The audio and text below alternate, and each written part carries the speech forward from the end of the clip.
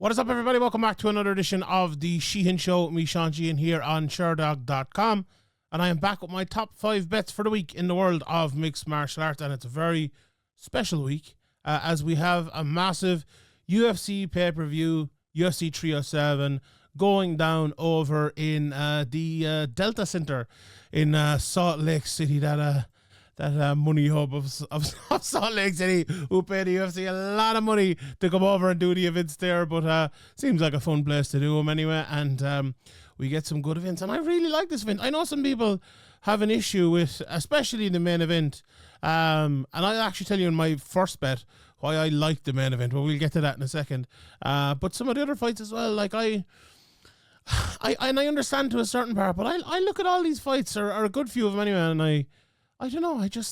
I'm not, believe me, I'm not all of us this way, but I seem to be more positive than I would think the median maybe, or the middle on this. So yeah, I'm looking forward to this card, and I think it's going to be really good, and I'm especially looking forward to the main event. But we will get to that, as I said, in a second. Before we get to the upcoming week, let's look back at last week, and I'll be honest, we had another good week. We've been on a roll, ladies and gentlemen, over the last while with a lot of winners, and we had 3 out of 4 last week as well. Our Flier again, didn't we just forget about these Flier. I'm actually seriously thinking next year I'm just getting rid of the Flier altogether. I went so badly this year, although it went really well last year, so maybe we'll see. We'll come back to that at the end of the year. Maybe we'll put up a poll or something, and we'll see on that. But the Flyer from last week was Santini and Moicano fight go to decision, and obviously it didn't.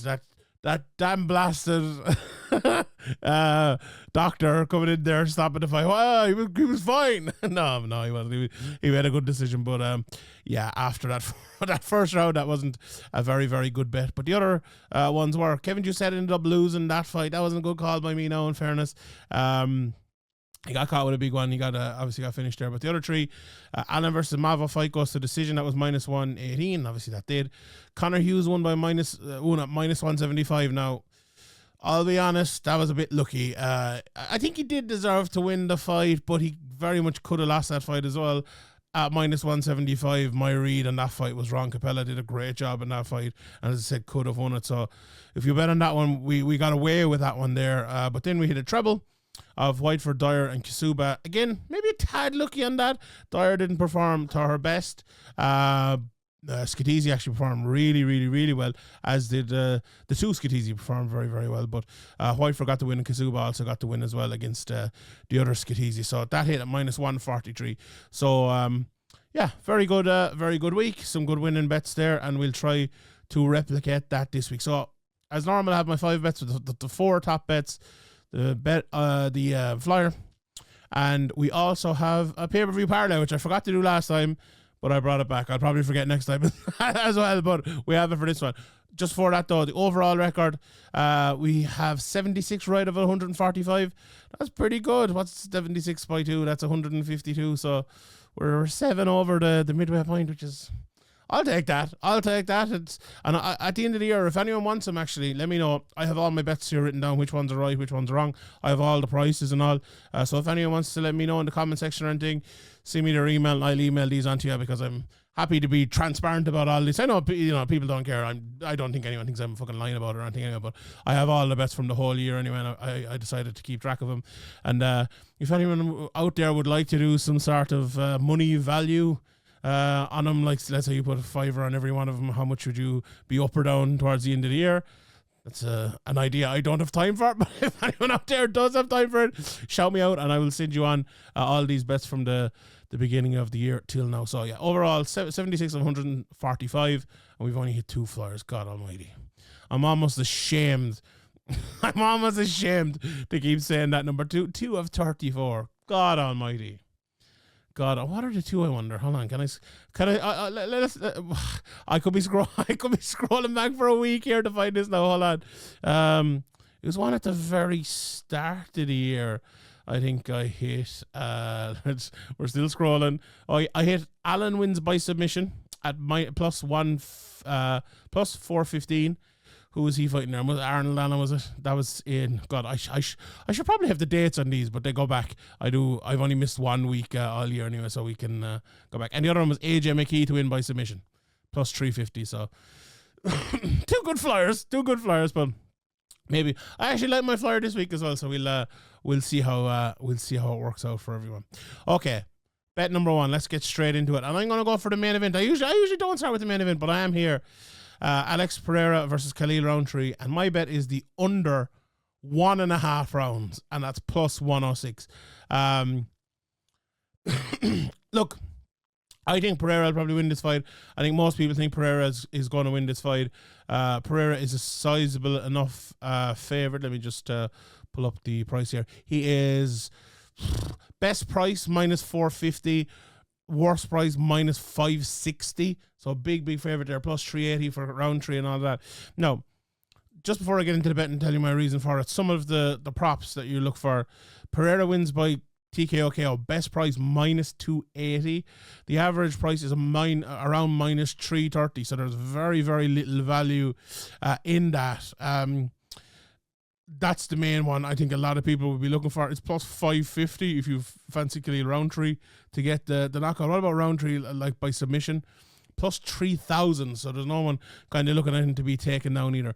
Now, another bet I was kind of looking at there, Pereira wins in round 1, which, you know, you will get a bit of better value out of. That's around plus 150, actually plus 185 here, I see in one place. To win in round 1, but we have a little bit more leeway, as I said, with the round and a half, the under, and that's plus 106. So, look, the reason I've gone for this is, and the reason I like this fight as well. So, when this fight was announced, right, and also, look, my reasons are probably fairly self-explanatory for why I think this will be an under 1.5 rounds. But this fight was announced, and a lot of people kind of said, like, he's not the next guy in line. You know, he shouldn't be fighting. Alex Pereira should be fighting someone else. We all know that, right? And I saw this fight, and I did something a few years ago. I think maybe like 2021 or maybe even earlier. When we did our New Year's resolutions for MMA, and my New Year's resolution was, if a good fight is given to me, no matter what, I'm not going to complain about it, right? So even if it doesn't make all the sense in the world, even if the rankings don't line up, even if maybe someone else was more deserving, like, we could talk about that, and I can complain about that part of it, but at the end of the day, I'm not going to complain about a fun fight. Now, you could argue, and I accept if your argument is this won't be a fun fight and you don't like the fight, that's fine. But in my opinion, what we're going to have here is an absolute insane round and a half. You know, obviously my bet's a round and a half, but maybe 2 rounds of... No, it's not going to be like, you know, what was it, fried takayama? Is that the one the names always get me? But it's not going to be that. But it's going to be 2 lads who throw absolute bombs, looking for a little bit of an opening and throwing those, right? I could actually see parts of it being slow enough, and maybe, you know, we go 45 seconds without someone throwing something, but the next thing, boom, someone's going to throw, and it's going to either whiff and just miss or land and change the trajectory of the life of the other person and the fight and the championship and everything like that. That's what I foresee in this fight, and I love that. Why not? You know, some of my favorite fights of all time are like, you know, and no, not necessarily, this fight will not necessarily work out this way, right? But I love the shot. Like, who doesn't love Diaz Daly or Pat Barry against Czech Congo, or Cisco Rivera against John Lineker? Who doesn't love those fights? Like, those quick 1-round knockout fights. Love them. Absolutely love them. And that's what I envisage this being. Again, might be wrong, but I love the under 1.5 rounds here. I absolutely love that price. Plus money, I genuinely think, like, the thing about it is, right, so, look, we all think, I think a large portion of people listening to this, watching the fights, who know anything about it, will think, look, Alex Pereira has massive power. Anyone who stands with him, you know, he's a world kickboxing champion and all that. No matter what your discipline, if you stand up with him in a fight like that, you're gonna have issues. And I do think most people think that Khalil Rountree is going to stand up with him, right? So there's part of it. But at the other side of it as well, Khalil's an absolute beast. Like, Khalil is fast and powerful, moves so well, and he goes for it too, right? So it's not only, right, if you're the scale of from 10 and you have to, give 180, 80% to 120%, it might be Pereira 80%, Khalil 20% or 8 and 2 or whatever. But that 20% chance for Rountree is more life for him than I think it would be for most people. Like, okay, the name I didn't mention earlier, Ankalaev. He might have more of a chance, right, to beat Pereira, but it's not in the same explosive, insane, crazy sort of way. And honestly, that's why I like this fight. Now, this is the betting show, and maybe I shouldn't be telling you why I like this fight, but I don't know. I felt the necessity to say it as well at the same time. The under, but it all comes together. Why I like this fight is why I like the under 1.5 rounds. Because I think Pereira he's not going to come out berserking. He's going to look for his shot, and he's going to try to knock him out with that big left hook or whatever he can land. He's going to try to kick the legs. He's going to try to kick the body. I think Khalil is going to try to kick the legs. And I just have a feeling as well, if you're fighting Alex Pereira and you're Khalil Rountree, what is your big advantage over him? I don't think you're the more technical than him or whatever. I don't think, and maybe it's wrestling. Maybe you come out and wrestle him. Maybe that's what will happen. We've seen it before. Maybe that's what will happen. But let's say if it is a striking fight, I think the speed is it. Now, Pereira is very fast as well, don't get me wrong. But I think the speed of, combination punching, Khalil, it's hard to say anyone has an advantage over Pereira, but he might have an advantage there. Now, the problem with that is, if he does have an advantage there, he could land these 6 punches, and then Alex lands 1, and it's gonzo. That's why I love this fight. that in a nutshell is why I love it. I think someone's getting knocked out early. Under 1.5 rounds, plus 106. Just before we move on from it, I just want to touch on a couple of the other over-unders. Under 2.5 rounds is minus 225. It's a big drop off there. Massive drop off. We forget about the rest of them. 3.5 rounds, minus 400. The fight to go to decision is plus 590. Fight doesn't go to decision, minus 1,000. So that's pretty good value for me. I think I've pulled out the most value bet there. Like, the over 1.5 rounds is minus 134. That's a thin line as well. That's a thin line. But I think someone's getting knocked out very, very, very early. Like, could it roll into 8 minutes or something? Could we be going mad about this bet? Maybe, but I like it. I like the plus 106, and let's go for it. And we talked through some of the other bets on it, so I'll recap it at the end anyway. Next bet is the exact opposite, maybe, of that one. And I'm going for Raquel Pennington. Let me just check the official odds. Yeah, minus 165. So this has moved a little bit over the last couple of days. It actually started at minus 175, went out all the way to almost minus 190. This old heater down here. It's getting cold, lads. It's 10 degrees. It says it's 10 degrees, but it's colder than that here in Ireland. But yeah, she went out to almost minus 190, now back into minus 165. It's an interesting fight. I spoke to my colleague Graham over in the Severe Met podcast about it the other day, and he for sure thinks Juliana Pena will win. I've seen a few people very high on Juliana Pena, but I'm not. Honestly, I thought Raquel Pennington might be a minus 250 favorite here. And the reason for that is, again, something I did the other day when I was recording that podcast, and I think it's an interesting part to put it. So I think we would agree, right? If Pennington wins this fight, probably, more than likely a technical striking decision. If Pena is to win this fight, and Pena and Pennington, it's tough. It's tough. I'll probably call them all the wrong names. We'll go with Rocky and Rocky and Vixen. Can we go? That's cool. That's it's like the Turtles or something. Or them lads called Bebop and Rocksteady. Rocky and Vixen. But Pena probably wrestling. We've seen her obviously against Nunes and all that. But she can strike as well. I don't think she's as good as Rocky. But anyway, you look at Rocky's record, right? She's 16-8. But in the last few years since 2016, she's lost 3 fights, and she's lost to Nunes, de Randamie, and Holly Holm. Like, okay, Nunes is a well-rounded fighter, obviously everywhere, but Holly Holm, de Randamie, those are strikers. You know, you look back even further, Holly Holm again, Andrade, Leslie Smith, Katzengano. The Katzengano's in 2012. That's 12 years ago. You could call, Kat's obviously a very good grappler.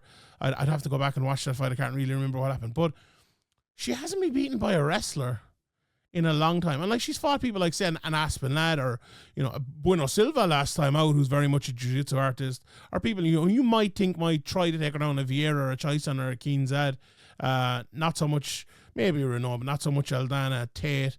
She's beaten all of these. So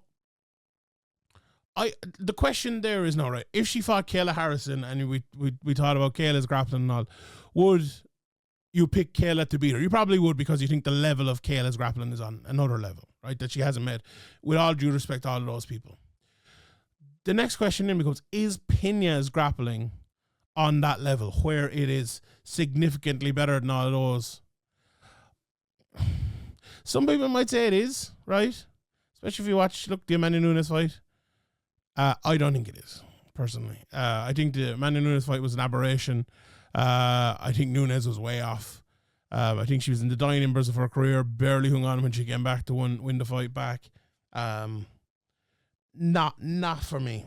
Not for me. I just don't think. And as well, the thing about Juliana Pena, her career has been so stop-start. Like, she's 35 years of age now. She hasn't fought in 2 years. Fought once in 2022, twice in 2021, once in 2020, once in 2019, never in 2018, once in 2017, once in 2016, twice in 2015, didn't fight in 2014, and then we go on back to that. So that's not a lot of fights. Like, in the last, how many years? In the last 10 years, she's fought 1, 2, 3, 4, 5, 6, 7, 8, 9, 10 fights. 10 fights in 10 years. That's incredible. Let's, for argument's sake, let's see how many Pena's at, or Pennington's at. I knew we did. 1, 2, 3, 4, 5, 6, 7, 8, 9, 10, 11, 12, 13, 14, 15, 16, 17. That's a damn sight more. A damn sight more. And I just think as well, like, if your game like Pennington, it's to control, win 5 rounds, which she has been doing. Last 3 fights, decision, all wins. She had 1 submission, 2 decision wins before that. That's her MO. That's the way she does it. She knows how to control a fight. She knows how to be easy in a fight. And I think for Pena to win this fight, she needs to take that away. She needs to make her feel uneasy, right? That easy might have been a bit of an Irishism there, but we all get uneasy, and I don't think she can do it. I think Pennington is too calm, controlled, and I think she'll win it based on that. So I'm going for Rocky to get the win. -165. Actually, while we're on, let's look at the. I was looking at this the other day, and I wasn't the biggest fan. Rocky via decision is +110 best price. I thought we'd get a little bit better. Now it is the most likely way of her winning. One flyer I kind of like, and it might defy what I was saying there, but her to win by knockout is +2,000, +2,100 in one place. Now, and her to win by submission +550.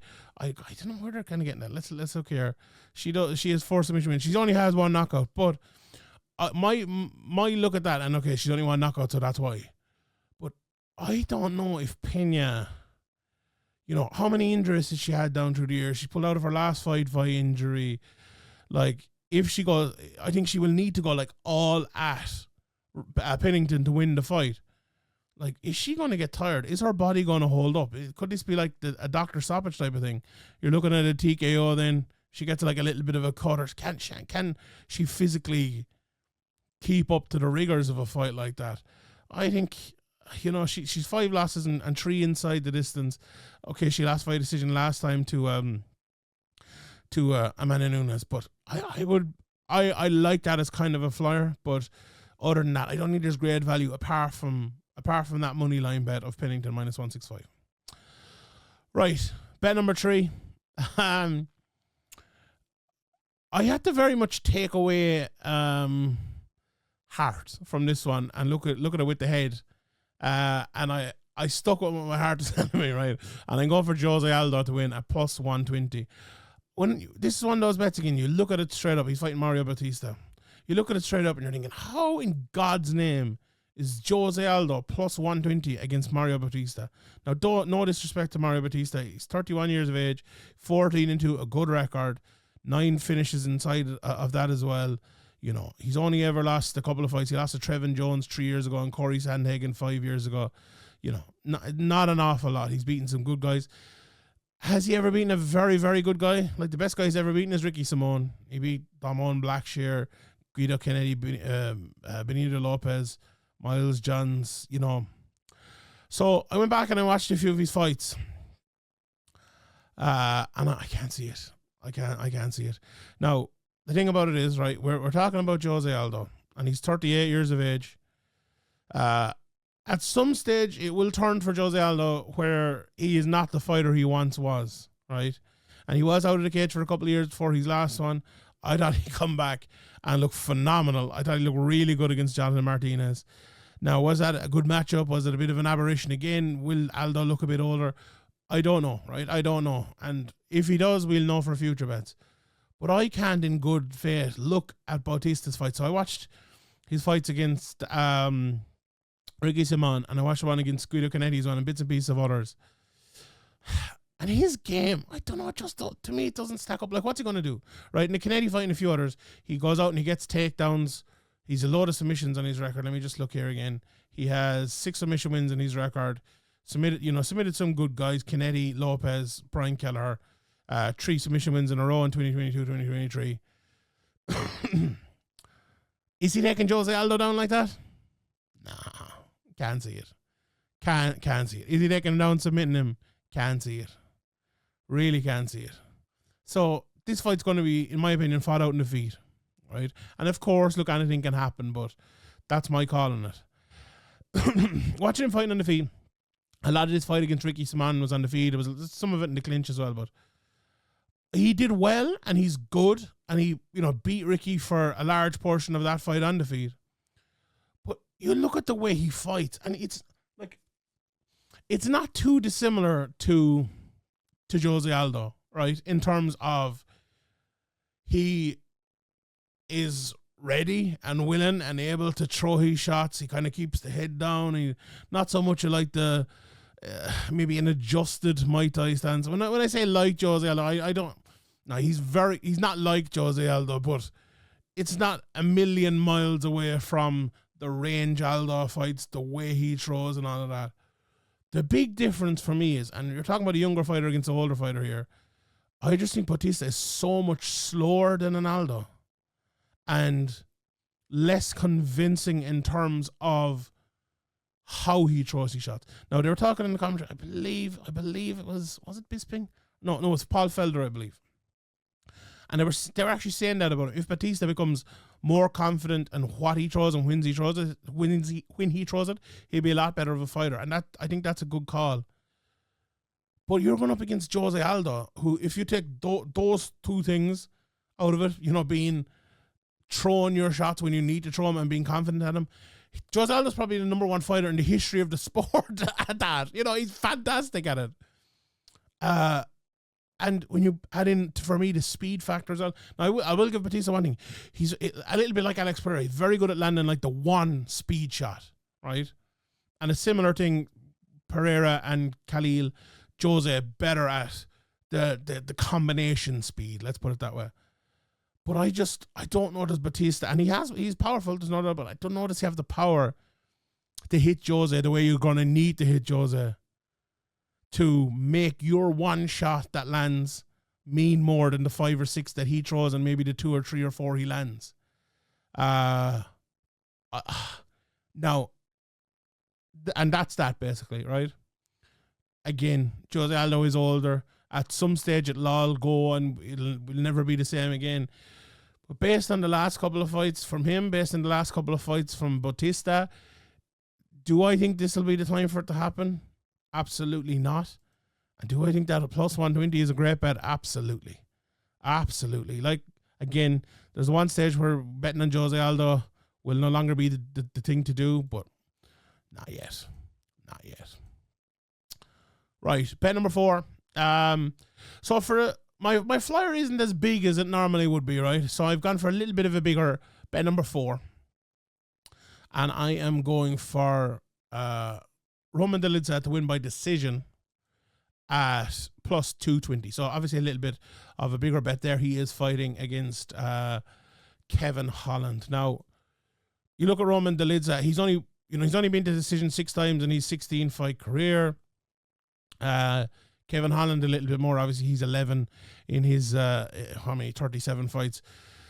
When he does lose, invariably he does lose a lot by decision. 64% of his fights he has lost by a decision. And this to me isn't a very complicated one. I think Dolidze is a good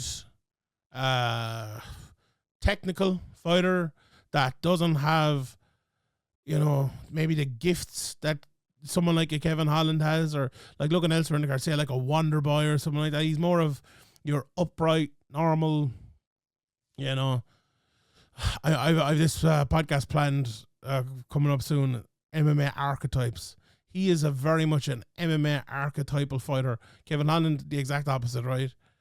But a lot of the time, when you put one of those MMA archetypal fighters against someone who isn't in that, there's a reason why we have archetypes, I think, in MMA. And I don't have a big, massive reasoning for this. I just feel like when you put a Dolidze in there against a guy like Holland, Holland, when he turns up, when he's at his best, he can do a lot, right? Again, is he going to take Dolidze down over and over and beat him that way? I don't think so. Is he going to get to Dolidze an awful lot with his big strikes? I think he will get to him a little bit, yeah. But will it be enough to win rounds? Like, is Holland like smart enough, or is the fight IQ big enough, or is he, will he go in with a plan and stick to it in a way that will beat Dolidze by landing those big shots? I'm not so sure. Now, having said that, I do think it will be a relatively close fight. Again, if you were to say, like, at their best, Dolidze fights Holland, who wins, I think it would be Holland. But it's very hard to say Kevin Holland will turn up and be at his best. His last few fights, he lost to MVP, lost to Jack Della Maddalena, 2 good fighters, but beat Michaela Jacek, who, he should be beaten. Chiesa and Ponzinibbio are not the same, I don't think. So this would be a big loss for Kevin Holland, if we're being honest. This would be a big loss for him. And I think sometimes you look at a guy like Kevin Holland and you think, in 3 or 4 years, he is going to turn a corner and be very, very good. I think that 3 or 4 years has gone, and he's gotten worse. And I think the big loss is coming rather than the big win. And I think this might be it. So I'm going for Dolidze to win by decision at plus 220. Right, the flyer. And then we get to our parlay. I'm going for Kayla Harrison to win by submission at plus 350. And honestly, I was a little bit surprised to see this. Kayla 17-1. She's won 7 of her fights by submission. Okay, Ketlen Vieira has never been submitted, won 4 of her fights themselves, and I have a very easy explanation for why I believe this. And hearing some people chatting about this fight as well, I believe that Ketlen Vieira is one of these fighters, and I remember I wrote a piece for a book published by Chris Rini, the great artist, about her fight against Yana Santos.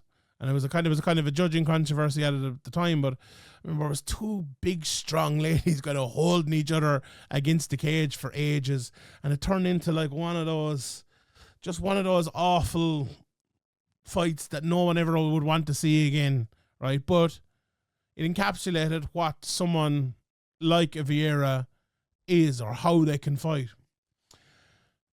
The problem with that is if you're fighting someone really good, right? If you're fighting a Chris Cyborg or Amanda Nunes or Kayla Harrison or whoever, that's probably going to be your MO.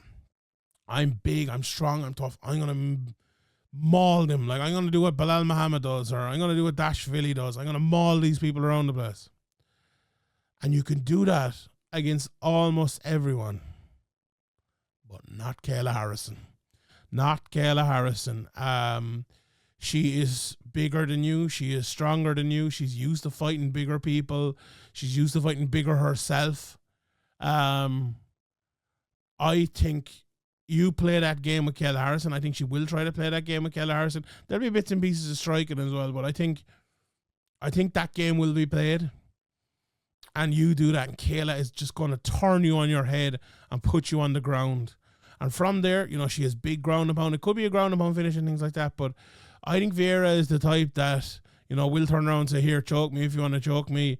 Give up the back if she's getting badly pounded out, thinking she can survive that way. I think Kayla will probably end up submitting her. Now, she submitted Holly Holm, obviously, in her last one. She's a good few submissions down through the years. Just get, as I mentioned earlier on, this is obviously a bit of a different level. Maybe apart from Holm and Larissa Pacheco, you could say she's never fought at a high level, which is very, very true, I would say. But it begins now. And I think this will be a moment for Kayla Harrison to make a statement, and I think she will. Right, that does the 5 bets. The parlay. So I've mentioned 3 of them already. Have I mentioned 3 of them? I mentioned 2 of them already, sorry, in the parlay. In my bets already. 4-person parlay, plus 333. I'm going for Spann, the 2 Penningtons, and Pereira. So we spoke about Alex Pereira, obviously, and there's no need to go over that again. We spoke about Raquel Pennington. There's no need to go over that one again. Tecia Pennington, this is an interesting fight here. Obviously, Tecia Pennington, formerly Tecia Torres, she's fighting Carla Esparza in Carla's retirement fight. And the fact that it is Carla's retirement fight, she hasn't fought in 2 years. Obviously, she fought Zhang Weili and lost pretty comprehensively there. The fight before that was one of the worst fights of all time. Tecia hasn't exactly been on the most amazing run over the last while as well, but she lost 2 split decisions, fought in May, lost to Tabata Ricci, which was a bit out there, I suppose. But look, I think it's going to be a close fight. I think Carla is going to struggle to take Tecia down because she's kind of so fast and moves so well, and I don't think Carla is going to land the shots that Tecia will probably land. Now, this is almost guaranteed to be a decision. I could have thrown in maybe Tecia to win by decision here or whatever, but I just think Tecia will probably outpoint her, and that's the reason I've gone for her there. And then the other one is Ryan Spann. He's fighting OSP, and I believe I gave this bet a couple of weeks ago. This fight was supposed to happen, didn't happen. The reason for this, and I spoke about the time, 41 years of age, OSP. He did beat Gennady Njoku last time out, but I just think Ryan Spann, when he gets those shots off, he's big power, he's very, very good on the ground, and he's lost 3 in a row as well, to guys who are good, but, he probably should be beating the likes of Anthony Smith and Krylov at this stage of his career. This is a massive fight for him, and I think he will do everything he can. I foresee a lot of wrestling here from Spann, a lot of pushing him against the cage. And I think he needs the win, and I think he'll get the win here. So that is that's the parlay. Plus 333, Spann, Pennington, Pereira, Pennington. And just to give you the prices, minus 580, minus 170, minus 450, and minus 165. Right. I think we've hit on almost all of the fights there, but if there's anything we missed, just a quick run through here. Cor McGee, Tim Means. Do you know what? I like Cor McGee there at plus 164. Let me just pull this up here. I believe Tim Means, if I'm not mistaken. Let me just look at this. Tim Means in his last fight lost to Uros Medic, yes. And I remember thinking at that time, Tim Means is donezo. Now, Cor McGee as well, he's lost 3 in a row, and he got knocked out a couple of times. Now, he went to a decision with Alex Morona. It was a pretty competitive fight in his last one. I think Cormac McGee is a lot more there than Tim Means is, to be honest. I think 40 years of age, I think we've seen it all from Tim Means now. I think he's on the other side of it. Now, Court is as well, but not as much. And I really like that bet. I actually had that in yesterday, but I decided to move away from it and go to another one. But I do like that. I believe, has that plus 175 best price? I believe that's moved, if I'm not wrong. Yeah. It was plus, down as far as plus 151 yesterday. So plus 175. I actually really like that. Really like that bet. Yeah. What was the other flyer? Remember I gave an extra flyer last week? I can't remember what that was. Anyway, also, while I'm here, put your best bet for the UFC 307 card in the comment section below. Let me know your best bet below. So any other fights I missed? Wonderboy and Buckley. God, everyone knows I'm a massive fan of Wonderboy, but he is plus 185, minus 200-ish for Buckley. It's a tough one. Do you know what I like here? I like the fight to go to a decision. Minus 174. Bit of a big enough price, but you never know. You never know what's going to happen. Do you know the other price I like, and I hate to say it? Buckley by knockout at plus 335. I just have a feeling Wonderboy might be a little bit too old now at this stage. And Buckley, if he could be faster, land those big shots, I think Wonderboy could be put out here, unfortunately. And not a sad note to end this on, but that is where we ended. Let's just recap the bets before we go. Bet number 1, Alex Pereira versus Khalil Rountree under 1.5 rounds plus 106. I thought I wasn't recording there for a second. I'm like, Jesus. Raquel Pennington minus 165. Jose Aldo plus 120. Dolidze wins by decision plus 220. Harrison wins by submission plus 350 is the flyer of the week. And in the pay-per-view parlay plus 333. Spann, Pennington, and Pereira. All right, everybody. Thank you very much for tuning in. Please bet responsibly. My name is Sheehan for Sherdog.com, and I'll see you all next time.